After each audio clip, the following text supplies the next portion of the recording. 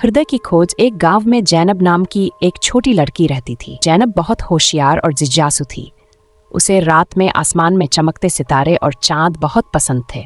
वह हर रात अपनी खिड़की से बाहर चांद को देखती और सोचती, चांद इतना सुंदर क्यों है और यह हर रात क्यों बदल जाता है। एक रात जब चांद पूरा चमक रहा था, जैनब ने अपनी माँ से पूछा, माँ, चांद हर रात क्यों बदल जाता है? क्या वह बीमार हो जाता है? माँ मुस्कुराई और बोली, नहीं बेटा, चांद बीमार नहीं पड़ता, वह तो बस हमें समय बताता है। जब चांद पूरा होता है तो इसका मतलब है कि महीना खत्म होने वाला है, और जब चांद घटता है तो इसका मतलब है कि नया महीना शुरू हो रहा है। जैनब ने सोचा, क्या मैं चांद से मिल सकती हूँ? क्या वह मुझे अपनी कहानी बताएगा? एक दिन जैनब ने तय किया कि वह चांद से मिलने जाएगी। उसने अपना बैग पैक किया।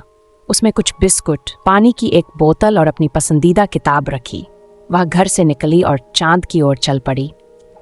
रास्ते में उसे एक पुराना पेड़ मिला जिसकी शाखाएं आसमान तक पहुंच रही थीं। पेड़ ने पूछा, तुम कहाँ जा रही हो छोटी बच्ची? जैनब ने जवाब दिया, मैं चांद से मिलने जा रही हूँ। क्या तुम जानते हो कि वह कहाँ है? पेड़ हंसा और बोला, चांद तो बहुत दूर है, लेकिन अगर तुम सचमुच चाहो तो शायद तुम उस तक पहुंच सको। जैनब ने पेड़ को धन्यवाद दिया और अपनी यात्रा जारी रखी।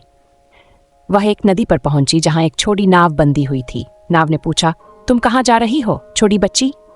जैनब ने जवाब दिया, मैं चांद से मिलने जा रही हूँ। क्या तुम मुझे वहां ले चलोगे?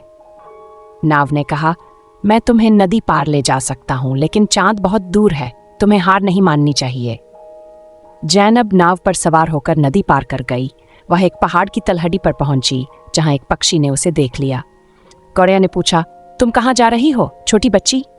जैनब ने जवाब दिया, मैं चांद से मिलने जा रही हूँ। क्या तुम मुझे वहां ले चलोगे? चिड़िया बोली, मैं तुम्हें पहाड़ की चोटी पर ले जा सकती हूँ, लेकिन चांद बहुत दूर है, तुम्हें विश्वास रखना होगा। पक्षी जैनब को पहाड़ की चोटी पर ले गया। वहां से जैनब ने चांद को करीब से देखा।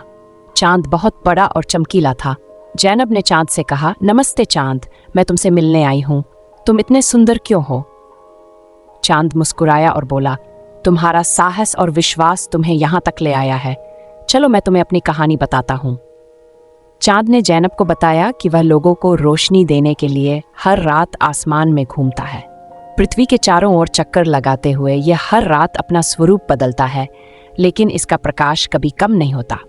चांद की कहानी सुनकर जैनब को बहुत खुशी हुई।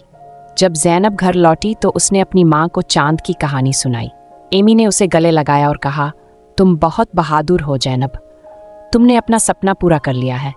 और उस दिन के बाद जैनब हर रात चांद को देखती और मुस्कुराती, क्योंकि वह जानती थी कि चांद उसका दोस्त है।